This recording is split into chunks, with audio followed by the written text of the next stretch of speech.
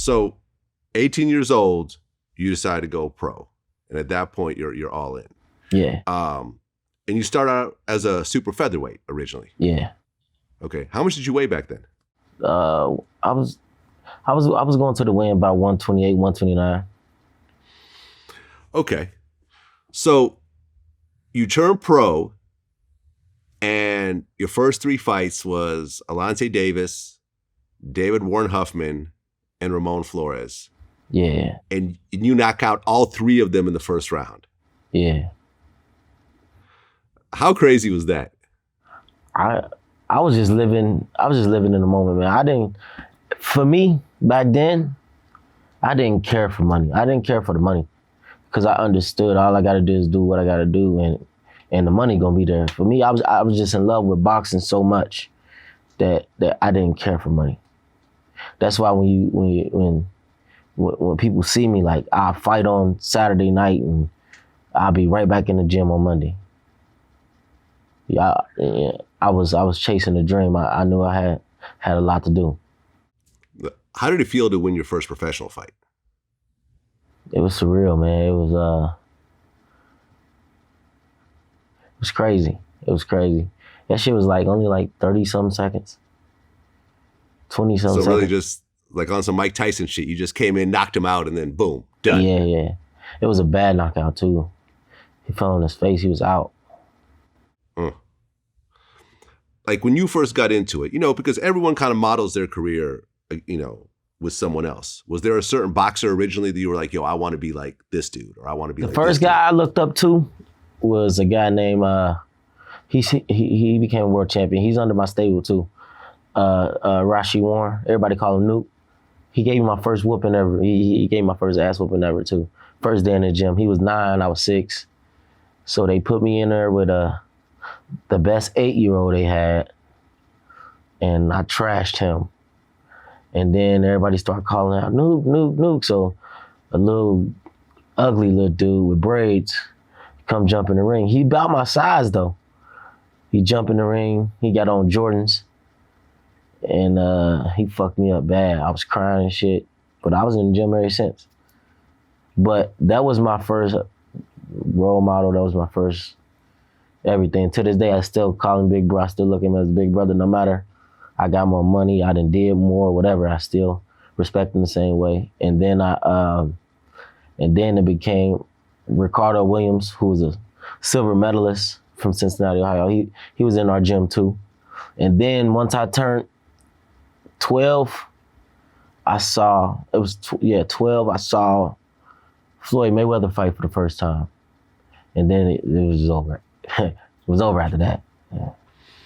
Okay, so when you saw Floyd fight, you're like, okay, this is the guy that that I'm going to model myself after. I mean, it was a hell of a guy to model yourself after too. I mean, you could say the greatest of all time. I mean, record wise, at least. Okay, so then you kept fighting super featherweight, and then when you fought Ponce de Leon, you actually moved up in weight. Yeah, kind of, sort of. But I was a natural featherweight. So when I fought Ponce de Leon, they brought me in thinking I was going to lose to him. He had more knockouts than I had fights already at the time. He was already a world champion before, so they just thinking I'm in over my head. I was signed with Golden Boy at the time, but they bitch ass. I don't fuck with them at all. They only for Mexican fighters too. Oscar, no, he a cool dude, but they only for Mexican fighters. So I was with them at first. So they take me to his hometown. This is my first HBO fight in front of 12,500 people against me. So I come into the Golden, but this is my first time being in the Golden Boy office. They said they got to talk to me or whatever. So I come in, they like, sit down. They real serious, I don't take shit serious but boxing. So they real serious, and they like, this guy, he's very dangerous. Da-da. I'm like, man, shut the fuck up. Where the donuts at? And they looked at me like I had shit on my forehead. So they just cut it right there. Like, so I go get some donuts and shit. whatever. And then come fight night, I beat him. Unanimous decision, I beat him in his hometown. And the crowd, I had everybody that was with me in red shirts. So if you had on a red shirt, they was throwing water bottles and cameras and like just trying to fuck them up. So the security had to come get my mom, my family, and take them to the back. And then Oscar De La Hoya, he came in my dressing room, and he took me in a private room. And he looked me in the eye, and the look was like I just discovered fire. Like he told me, he said, what you just did, I don't even think you understand what you just did. I'm amazed. I'm proud of you. And then after that, I'm here.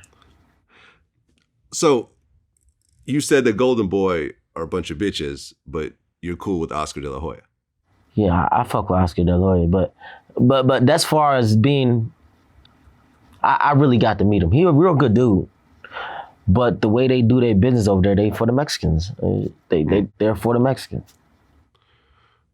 When you saw the pictures of Oscar De La Hoya and the cross-dressing thing, what'd you think? Man, I don't even get into that type of shit. He got the tripping family. Family was tripping. I don't know what's up with Buddy. Buddy has me tripping, boy. Yeah, bro. When I saw those pictures with the red bodysuit and the high heels, I was like, okay. I wasn't ready for that one, man. Yeah, he got the tripping that night on that shit.